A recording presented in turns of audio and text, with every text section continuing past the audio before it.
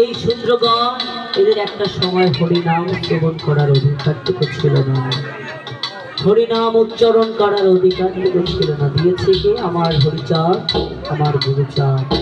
কিন্তু আমরা অকৃতজ্ঞ, আমার মতো যারা, আমরা তাকে মেনে নিতে চাই না। এখনো অনেক নামধারী মতুয়া, তারা এখনো আমরা স্বীকার করতে চাই না আমার হরিচাঁদ অবতার, আমার গুরুচাঁদ অবতার, মেনে নিতে চাই না।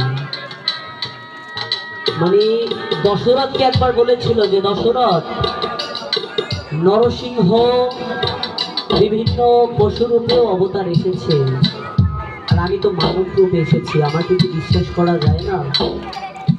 ঠিক তদ্রুপ গুরুচাঁদ দেখলো যে আধ্যাত্মিকভাবে এই জীব উদ্ধার হতে পারবে না, এদেরকে দেওয়া প্রয়োজন কি? শিক্ষা।